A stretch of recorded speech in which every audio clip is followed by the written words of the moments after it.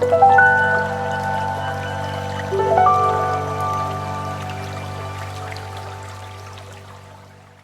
everyone, and welcome to our first video of our January Family Time series. This month we're going to be talking about baptism, so if you can't tell, I'm at the baptismal font in the sanctuary. This is where we have some of our baptisms that we do here at St. Andrew. If you can see, there's like a little divot in here, and that's where we put the water. So baptism is an important part of our faith life at St. Andrew and for Christians almost everywhere. We will be talking about the story of when Jesus was baptized. I read it a couple weeks ago in church, and I wanted to kind of remind you what happens in the story. So this is, we're not very far from Christmas, so you have to use our imagination a little. So Jesus isn't a baby anymore. He's in his 30s, and he's ready to start his public ministry where he lives.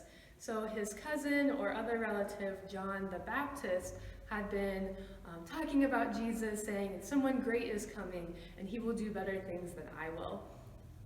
So John the Baptist has been baptizing people in the River Jordan, and that is where Jesus comes to get baptized too. But something different happens when Jesus gets baptized. The heavens open and the Holy Spirit comes down in a bodily form of a dove. So a dove is a type of bird. Most of the time we see doves pictured as white. So there's this white bird that comes down, and a voice comes down from heaven, a big booming voice, saying, "You are my son, the beloved. With you I am well pleased." So that's God talking to Jesus. And this is kind of a moment where the people around realize, oh wow, this guy must be really special if God is talking to him and calling him his son. So similarly, when we are baptized, that is a moment when we are named and claimed into the promises that God has given us. The idea that we are part of a community bigger than ourselves that will always support us. And baptism is meant to be a celebratory event and a lifestyle that we live. So throughout the month of January, I invite you to think about baptism and what that means. And if you haven't been baptized, that's totally fine. You are still a valued and loved member of God's family and community here at St. Andrew. And I invite you to think about your baptism when you're washing your hands or if you go swimming at all. Any moment that you are interacting with water, that's an awesome opportunity to think about your baptism. And I'll be bringing kits by soon with beads where you can make some baptismal prayer beads, and there'll be a little candle in there too, and you can light it whenever you want to remember the promises that God has made to you.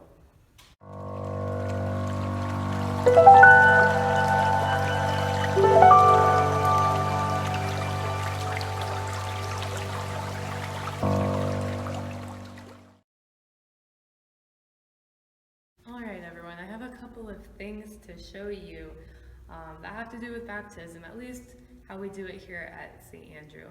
So this little white cloth I have right here is to wipe off the water.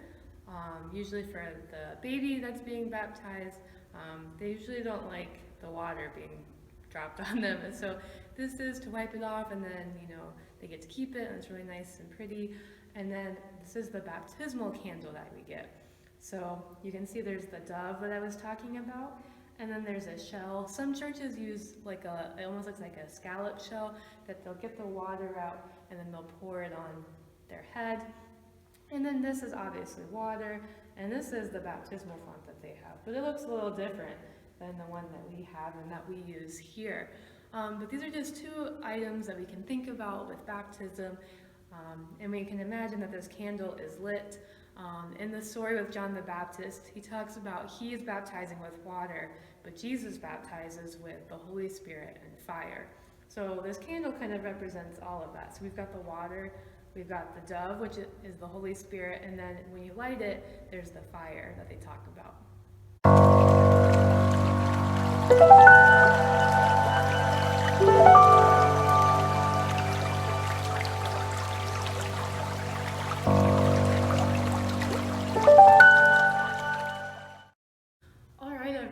that's kind of going to wrap up our first video.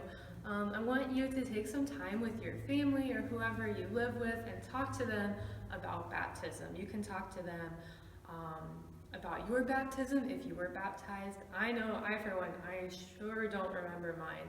I was born in March and then was baptized in May. So I was only 2 months old, so I don't remember my baptism.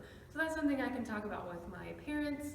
I can talk about that with my baptismal sponsors. They're usually like friends or maybe siblings of your parents or whoever has brought you to the church to be baptized. And it's kind of more of a responsibility for the people who want you baptized. You know, when you're a baby, you really can't, do a whole lot. So it's up to your family and your loved ones and your friends and those who care about you to kind of help you lead a baptismal life. So you can talk about what that means.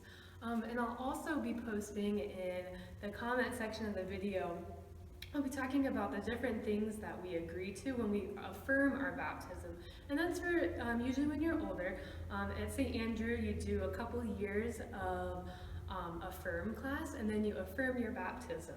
So there's some things that they agree to when they do that, but it's something we can all do. It doesn't matter how old you are. There are different ways that we can all be involved in that and to affirm our baptism in different ways. And again, I want to let you know, if you're not baptized, that's okay. If that's something you'd like to talk about with your family and loved ones, by all means. I think this is a great opportunity to talk about it. And it's also okay if you were older when you were baptized. You don't have to be a baby to be baptized.